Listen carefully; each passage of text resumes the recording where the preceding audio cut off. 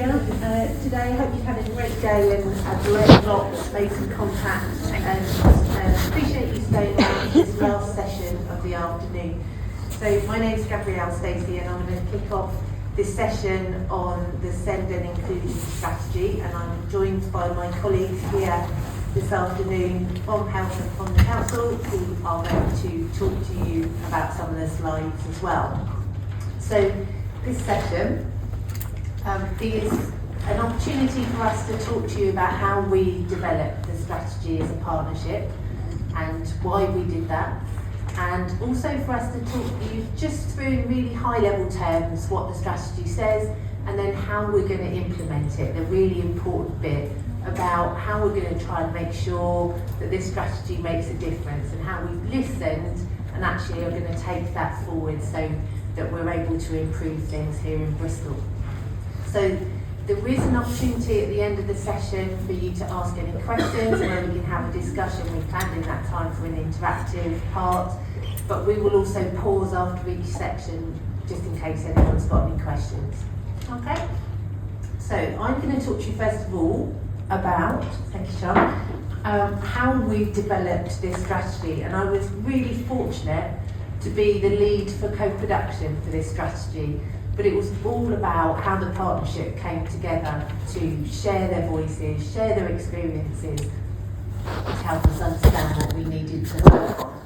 So our partnership for SEND, as many of you will know, involves the Bristol City Council. So we have our education teams and our social care teams in the council, as well as transport, as well as commissioning, and we work really closely with our colleagues in health, in Serona and in AWP as our main providers, and in the Integrated Care Board, who are the organisation that commissions and decides what support we need for our children with SEND locally. It also includes our many and wonderful educational settings, through from our early years settings right through to our post-16 colleges, and then our two co-production partners. The first, you've done a wonderful job here today, herding cats, they're my words, not Sean's. Bristol Parent Carers, a fantastic partner to work with who really helped us shape this strategy throughout and make sure that we were able to talk to families. And the Listening Partnership. The Listening Partnership is a group of children and young people with SEND from 13 to 25 who are coordinated by Wessel. And you can see at the top of that slide behind me, and I'm trying not to turn around so I don't move away from the microphone, there's a graphic with three young people, the one in the middle wearing the rainbow jumper. That graphic was produced by a local artist called Ruth Broadway, working with our children and young people in the Listening Partnership. And if you look at the strategy online on the local offer, you'll see that it's full of some wonderful illustrations that she produced with the young people, which represent the lives that they want to lead in Bristol. Their vision is very much about, they have the same dreams, the same wants, the same opportunities as every other child and young people in Bristol, and that as a partnership we need to make sure we are the ones that are removing the barriers to them being able to achieve that. So some lovely illustrations in there, I think, which really talk to that vision. Okay, so when we started our journey towards producing this strategy, we first of all did what we call a self-evaluation, and through that we looked at all the things we already had been told by our families and all the things that we'd been told by our settings and knew ourselves about what was going well and the many things that need to improve.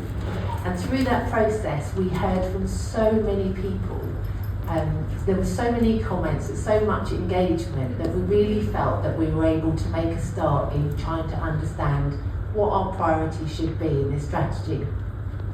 So as we moved forward, after we'd done the analysis from that initial information gathering, we were then able to work with loads of really committed small groups of professionals, of families, of children and young people who helped us then refine those ideas that we had from our self-evaluation and start to shape it into a series of strategic priorities and commitments for things we need to do in order to improve the lives of children and young people in SEND in Bristol. So once, by the time we'd been through that process, and that took around 3 months of loads of discussion, we then went out to formal consultation. Some of you might have seen that around September, October time, and we had really positive engagement and really positive feedback about levels of agreement with the priorities that we produced together. So we were really pleased that actually it seemed like we were saying the right things. There was lots of families saying it's all now about the delivery, need to show that actually this is going to make a difference, it's not just a piece of paper, and we're very committed to that, and Vik will talk you through how we intend to do that. And then it was finally signed off in January this year by the Children and Young People's Committee, which was a lovely event to be present for when that finally went through, and so that we were able to then start to use the strategy to help us plan for the future. So I'm just going to talk you briefly through these priorities before I pass on to Vik. So we had 6 priorities in the end, and sitting underneath these priorities are 54 commitments, which I'm not going to go through now, but please do take a look if you haven't done so on the local offer. The first one is around understanding needs. So it's making sure that we understand what our children and young people are good at, what they find difficult, and what they need in order to be able to thrive. So the kinds of commitments that sit under there are things around waiting times, for example, and the quality of education and healthcare plans. The second area is about listening to families, and by that we mean having effective two-way communication, where we listen to and work with and make decisions with wherever possible, rather than acting to families and children. So very much about a focus on the individual children, but also on how we improve generally within the city, so our co-production journey together. The third one is around right help, right support, right time. So it's making sure that all of the provision that we give is given as early as possible, and that we try to simplify the routes to that support, and that we can give it at a time when it's going to make maximum difference to the child. And building on that, the fourth one around inclusive education. So particularly in mainstream schools, making sure that they're confident and skilled to be able to meet the needs of children, and that where needed we have sufficient specialist placements for children. The last two are very much about children beyond schools. Preparing for the future isn't just about preparing for when young people become adults and their world of work and independent living, but also about every transition that happens for a family. So as a child moves from early years into primary school, for example, or when they make the transition from children's health services into adult services. And finally, the last one's around children feeling safe and included. What our children told us was that there were times when they don't feel safe within their communities, or they feel like they're bullied in school, and they wanted the adults in school to be able to respond more effectively when they told them that happened. So all of those priorities are underpinned by what we heard from families, what we heard from professionals who work to support children, and from the children themselves. So I'll pass over to Vik unless there's any questions on that bit.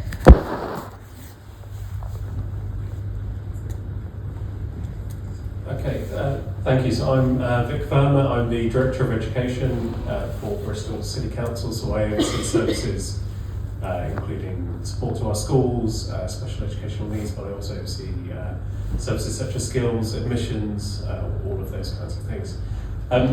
So just to talk about, so it's quite poignant, because I think when I arrived in Bristol almost a year ago, actually there were lots of challenges. It was very visible what some of those challenges were. And one of the things we spoke a lot about as a service, both in designing the new strategy, but also in reflecting on where the service was we needed to let go of some of the older ways of working, which were not driving good outcomes, which were some of the challenges around working very procedurally, And actually what we want to see our services doing is working much more relationally, so that they're putting themselves in the shoes of families, thinking about the challenging role of schools and Senkos, and working within that context. And yes, there are lots of challenges in the SEND system, and some of those are part of national challenges, but actually we can do good work within that, and we do good work within that. So there's lots of brilliant case studies that I've seen with our service where they've been doing absolutely fantastic work with children, and we want to see more of that, and I want to bottle more of the ways that is working. So we made a very conscious decision with our internal services to talk a lot about what is the future way of working, what is a new way, and what do we need to let go of in order to move forward. So if we could go on one more slide. So we've been thinking a lot about, now that the strategy has been published, actually what is the way that we hold ourselves to account? Because it's great having a strategy, and it does really reflect Bristol, and I think it does really capture the conversation in Bristol, but actually we're holding ourselves to account, but also putting support from all of our partners. And one of the great things about the strategy is it pulls together the conversation amongst schools or amongst the health service. Executive board with an independent chair who holds us to account, who challenges us, but also takes the opportunity to celebrate when we have seen positive progress. And that's the overarching governance of the strategy. So that's really key. All of our partners sit on that, schools representatives sit on that as well. We talk about all of those 6 priorities, and we've been doing that since September, and that's been working well. We then have what's called the SEND Delivery Board. So I'll pause for Sorry, a question. what's the name of the independent chair? Steve Crocker. So Steve used to be the Director of Children's Services in Hampshire, which I think has been an outstanding authority, and brings expertise in that respect. So is he employed by Bristol City Council now? Not employed, no, on a kind of, what do you call it, like a consultancy type. Contracted, yes. Yeah. Okay. So not an employee on the payroll, but appointed as an independent advisor. Okay. Independent chair. And we also have, so that's the SEND Executive Board, so that's the overarching view of the strategy. We then have the Delivery Board, which I chair, so I sit on the Executive Board as well. But the Delivery Board, what we did was we unpacked everything that was said during the strategy work. We unpacked all of that, plus all of the things that we thought still needed to be done from the previous strategy, and turned that into a delivery plan, which has, I think it's 86 actions on there for us to work through over the term of that strategy. And really, part of my role there is to make sure that those things are being done, unblock, work with colleagues around that to make sure that all of that is happening. And that's been working quite well, that's been quite effective in terms of holding us to account, but also making sure that we're not just talking about strategy, we're not talking about what we want to see change, we're actually seeing delivery in that as well. And then what we did was we set up 3 subgroups underneath that. So one around monitoring and accountability, which is in terms of some specific actions, about a third of those actions sit under that group and worked on. We've got schools representatives, Parent Care Forum sits on this as well. And I should say Parent Care Forum, health, school representatives sit on all of these boards at various different levels. But we passed on the chair to co-chairs within each of these. So monitoring and accountability has its own actions. Strengthening inclusive practice, so where we want to support schools in terms of developing their approach to inclusion. That's chaired by 2 colleagues from our schools, school trusts as well. And then co-production and communications, that's chaired by our Parent Care Forum, so BPC is Bristol Parent Care Forum, and looks at family hubs, looks at the role of health within that, but also make sure that we're communicating our change well as well. So this kind of complicated diagram, actually, it's quite simple in terms of the cascade up and down. each of these boards reports up and then likewise gives leadership down and meets regularly throughout to make sure that we're delivering the strategy as well. So I was just checking that was a pink heart, which is for me. So of these boards, I'm going to talk about a couple of them because our school representatives who chair the inclusive practice from two different trusts have both today had calls from Ofsted, so neither of them have been able to make it today, unfortunately. So this one I can talk about really confidently, the next one I will have to keep looking at the screen to make sure I'm saying the right thing. So, the monitoring and accountability is one of the boards, or the strands, which is currently chaired by members, or made up of members from all of the different sort of partnerships, strategic partnership across the city. There are 4 people there which represent the 4 different groups of people. So that's BCC, parent carers, health, and then the education settings as well. So all of those are part of each of these different boards. It's co-chaired by internal team members from BCC, but that's, as I said, made up with everybody, and that is because of, on the next slide you'll see, some of the things we're looking at will be very much about those processes and systems within BCC, so it makes sense that that is chaired by those people. And they meet monthly, but there are also sort of, there needs to be more frequent meetings in order to make sure that we've got enough progress on the actions that that group is looking at in order to be able to report back to the delivery board and then back to the SEND executive board as well. So if Sean, my glamorous assistant, can move on. The key themes of that group then are understanding the sort of needs, which include kind of assessment, quality of EHCPs, and the reviewing of plans as well. So that would be one of the areas that this group is looking at specifically. Ensuring value for money whilst ensuring good outcomes. Good outcomes are really, really, really key to everything, but it has to be done in a way that is going to be good value as well. Providing that positive transitions between settings and services. So again, this tips into some of the stuff that Gabrielle was talking about earlier, and it's just making sure that families, children and settings, there is a smooth pathway between not only those academic and school-based transitions, but transitions between services as well, in order to make things as simple as possible for everyone. And again, just trying to make sure that children feel really safe and secure in school and their communities. And again, this is very much from the feedback that the young people gave to us during the consultation and before that, whilst the SEP was being written, that not only is this about being safe in school and not feeling bullied, but it's also about that ability to feel valued, engaged and safe in your community as well.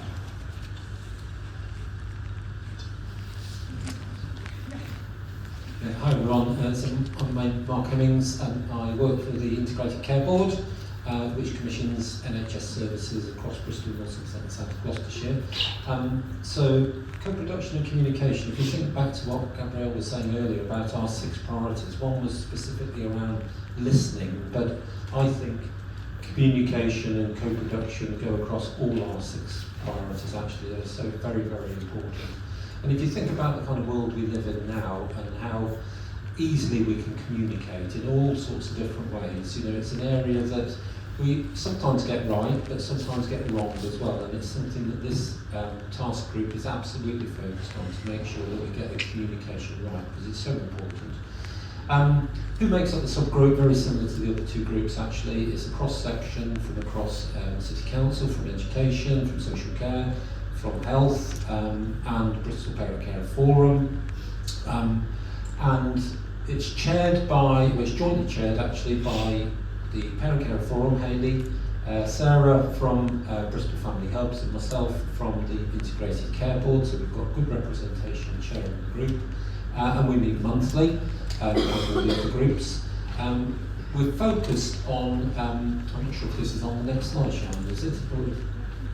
Or not, maybe it's not. Oh yeah, there we are, the key things.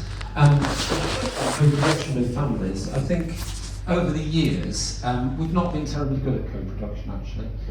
We were quite good at engagement, but actually co-production I don't think we were very good at.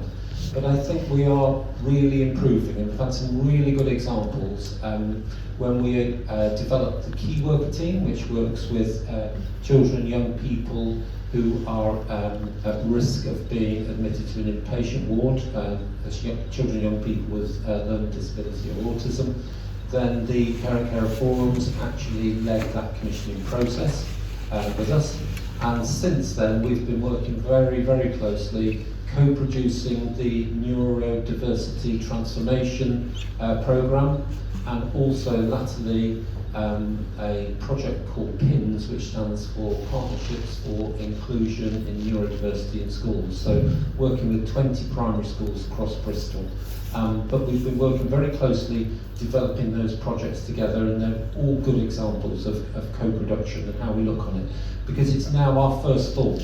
You know, in the past it wasn't, but now it is, about how we can develop it together, understand the problem, and then meet that problem. Communication I've mentioned, we're obviously focused on that. Improving the local offer. I do talk to parent carers on a regular basis who say, yep, the local offer was really helpful, but others that said, it's very difficult to navigate, I got lost in it, I couldn't find out what I wanted. And again, if you think about what we've got now, if you want to book a flight on EasyJet, or you want to sort something out with one of the mobile networks, those websites work really faultlessly, generally speaking, and we need to make sure our local offer is like that for our users as well, so they can find out exactly what they want when they want it. Sharing good practice, we're always doing that, actually, making improvements, and increasing peer awareness and support for children and young people. And again, it's an area where I don't think we've been as focused on as we need to be in the past, making sure that the views of our children and young people are coming through loud and clear into all the work we do. And I think with the strategy that we've now got as a kind of as a building block to build upon over the coming months and years, we've actually got that structure in place to achieve that. Sorry, I just realised I didn't say who I was last time, so a bit late in the day, but I will say my name's Emma Lloyd, I'm Head of Service for Inclusion. So I was so worried about doing two lots of slides, I completely forgot to say who I was. So this is the Strengthening Inclusive Practice. So this is actually chaired by two senior leaders from schools across Bristol. As I said, neither of them unfortunately can be here today. The subgroup again is made up of the same people as before. So schools, obviously, Parent Carer Forum, Health and Social Care, and other colleagues as well from BCC. And the two chairs represent two of our trusts in Bristol, EACT and Excalibur trusts. But there are also different representatives on that group from a whole range of different phases, so special school, AP, primary, and other secondaries as well. So it's a really good group of people. There's quite a lot of work happening across the city with different phase groups at the moment, and this delivery group is trying to make sure that all of those different strands are pulled together to make sure it's really robust and coherent, rather than lots of different projects happening around the city. They also meet monthly, and their themes are ensuring timely and effective support in schools. So again, all of this really chimes with not only the stuff that we've already talked about in terms of the strategy, but also the stuff that we know is coming out of central government too. Recognising that families often have multiple challenges, and actually thinking about how schools can work alongside and work with families in order to help meet some of those challenges, or signpost to other services and support that can help as well. Inclusion and support in mainstream schools. And again, this is a really important one, so it's about that pedagogy, that way of teaching, the learning, the environment, the curriculum. What can we do to make sure that that is really helping children to reach their the best outcomes for those individual children within a mainstream setting. Preparation for adulthood pathways, and again, this was touched on, so it's not just about those final destinations in terms of sixth form, work, training, but this is also about how children are helped to be supported through every transition that they go through in their education career. Yeah. Is there representation for early years in this? Yes, there is, yes. Early years is represented across all of these different boards as well. So when I say education settings, it's sixth form, early years, and then the sort of school age bit in between are all represented. Community participation in community activities. So again, this will be about making sure that there are appropriate provision for a range of opportunities outside of school and in communities for children and young people with SEND to be able to participate in. Some of that already happens. There's some really good work in pockets already happening, but it's making sure it's really consistent across the piece for all communities across the city. So I think that's everything from this group. I don't know if there's any more questions on those three subgroups.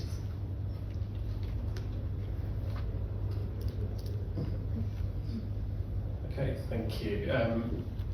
So I suppose a few updates from us. I'll cover some of what's on there and then a few additional bits. So the SEND strategy was launched officially in January. It came to our committee within the council committee system, and there's really positive political support for the strategy. It was unanimously passed. We had some brilliant young people from the Listing Partnership who were part of Wessel, who were one of the logos on the first slide up there,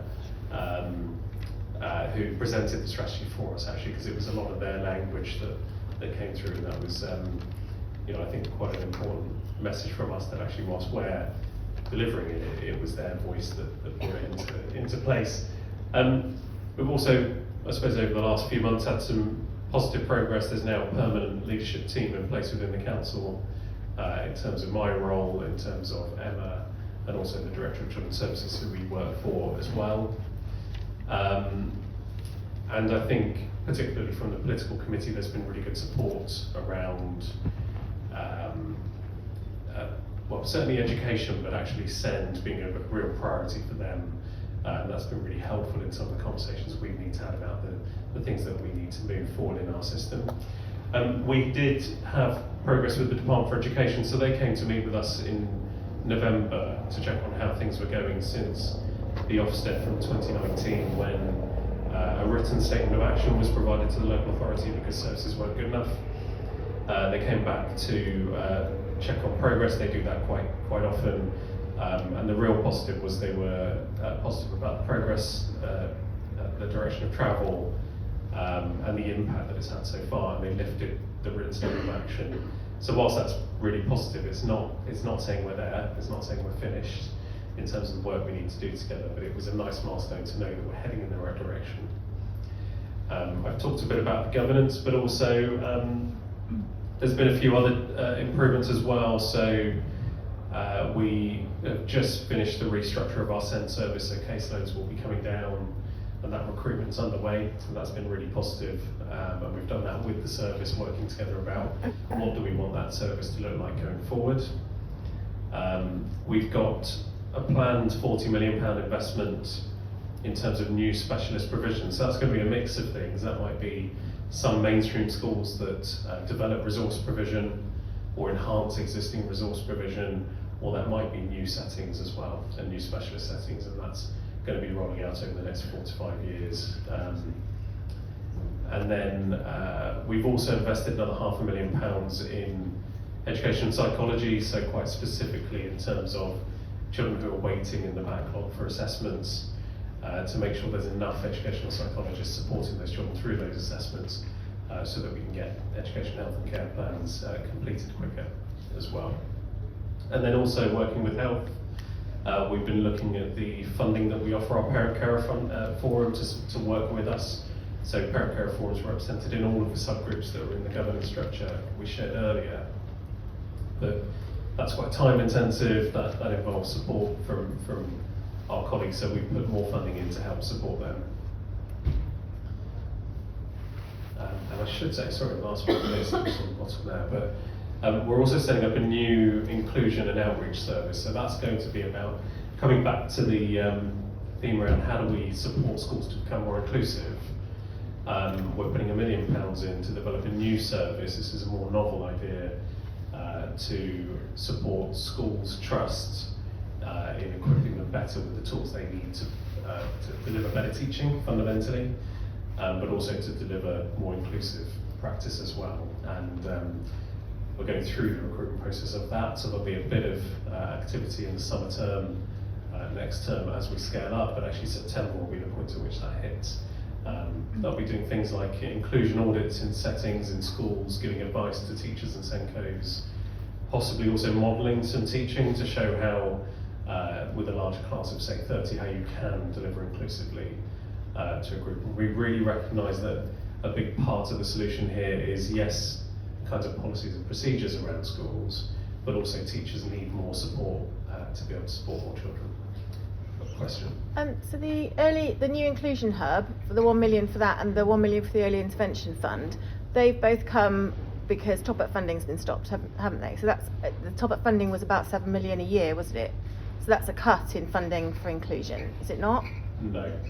So the reason I say that is because we've just made some changes around top-up funding. So there was a February 2024 decision to stop top-up funding, but which was prior to Emma and I joining the council.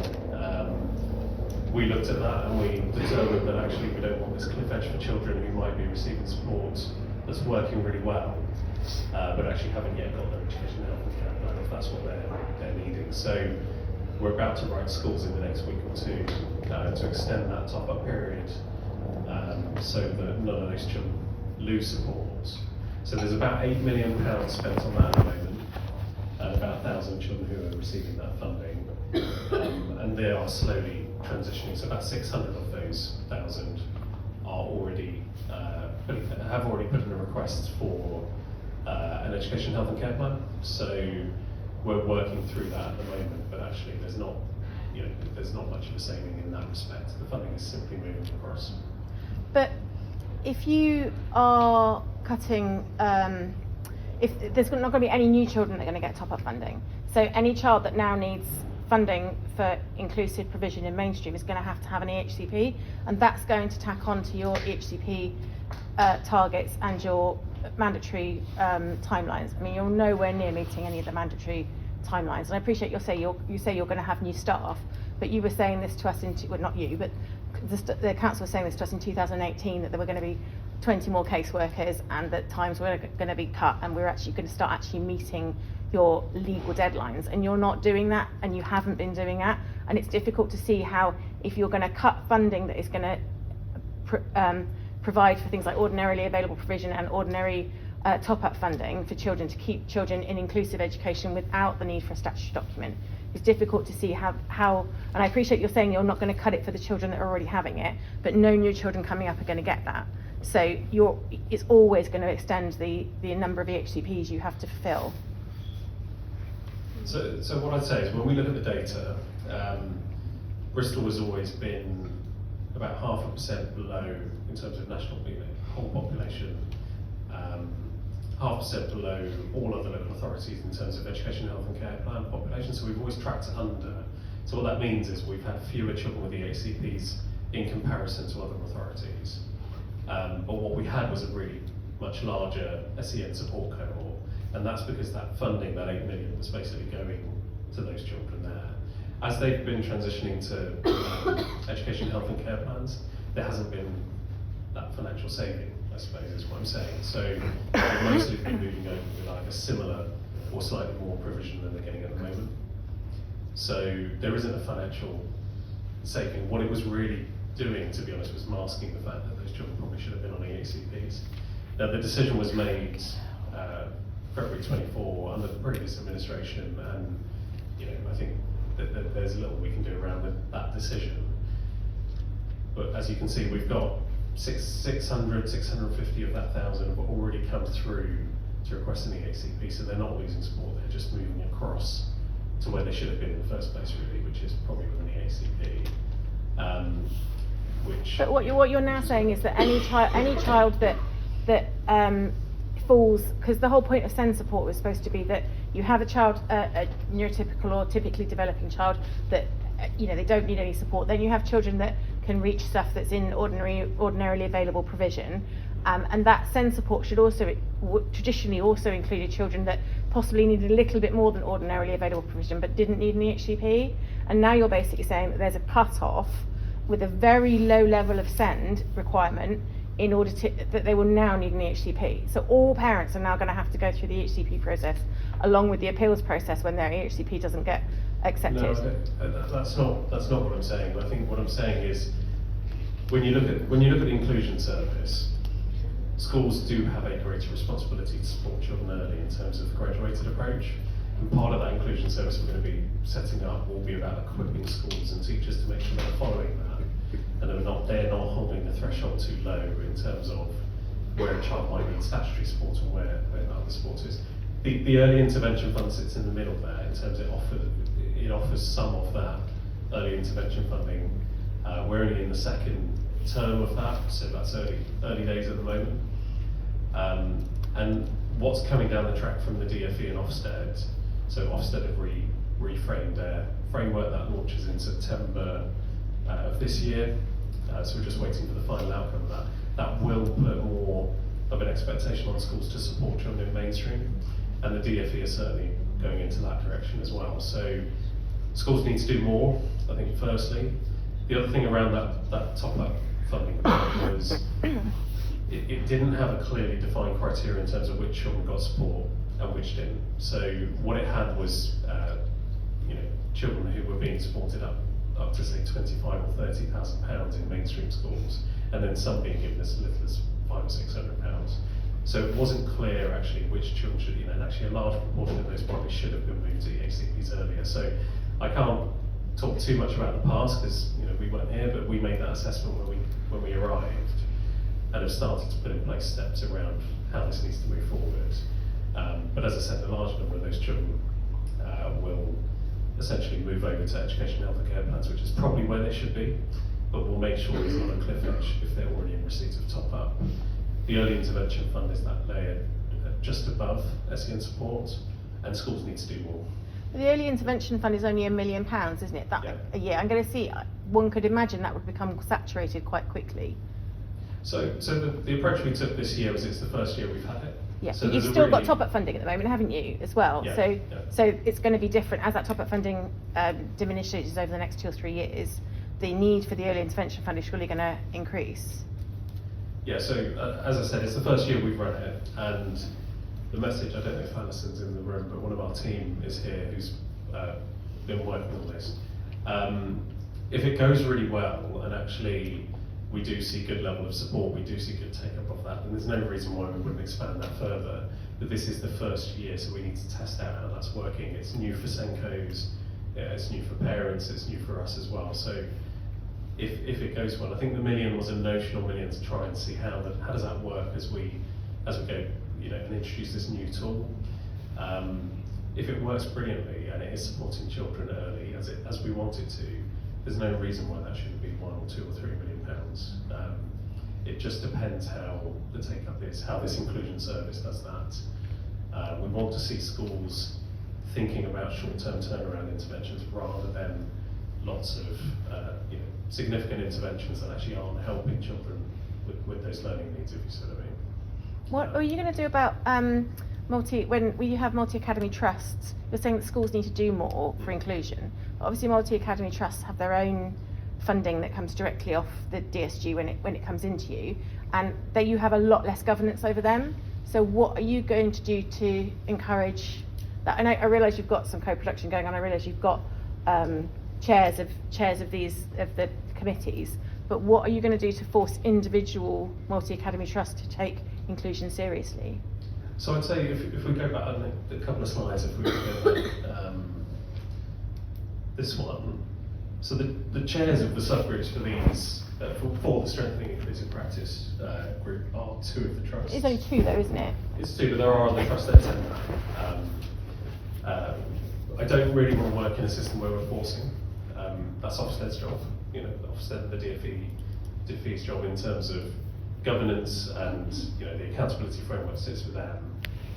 The trusts are working with us in the main, and as are maintained schools as well. And this is about a conversation about children in Bristol, not about the governance of individual trusts. So you're right, they do have different governance. I speak to the chief execs of those trusts, I speak to the head teachers quite often. For me, it doesn't matter what governance they have, it's about how we work together. And there's a role for Ofsted and there's a role for the DfE, and we speak to both as well. But so far there's been positive support for this. The biggest challenge is funding, and they're experiencing that, and we're experiencing it, and it's a school challenge as well. That's a central government challenge, to be honest. The national gap in terms of funding needed and funding there is £3 or £4 billion. So you'll be familiar with that, but we're doing the best we can within that system to make sure we've got a fair funding model. That is sort of my concern, though, that if you're saying that the schools need, the drop in the middle there is the SEND children, isn't it? Yeah, I think, there's funding around, say, teaching assistants, there's funding around where we're spending money on resource. The conversations we want to be having with schools is around behaviour policies that perhaps aren't working for all children, curriculum that's maybe not creating belonging in school. Those don't cost money. Those are much more about the ethos and the way that schools deliver inclusive education. Pipe dream, I isn't it? It's hear what pipe you're saying. dream. We have the same conversation in those spaces. Where you have a school that might have a behaviour policy that's on a points-based system that says if you do so many things wrong, you'll be excluded. That's not going to work for a child that might have emotional mental health needs that are linked to a learning need. We don't want to see that child. Yeah, but it happens though, doesn't it? It happens. Yeah. I know, I speak to parents all the time. My own son was traumatised by his experience in mainstream, and I was told by the that academy school in Bristol, we're an academy school and you can't make us do anything we don't want to do. That's what the kids are up against realistically though, isn't it? I mean, you can say all these things and you can have these really good ideas and visions and plans, but at the end of the day, you cannot make these schools do things that they don't want to do. They just push the kids out, don't they? Yeah, I think I hear what you're saying. I think part of this is around the way we work together with schools. There are some schools that are have punitive behaviour policies that don't work, and we want to see those become more relational. We want to see that's part of the work we're doing. What we have got is young people coming over from the Listening Partnership in a couple of weeks. I think on the 17th of March. So we're doing a takeover day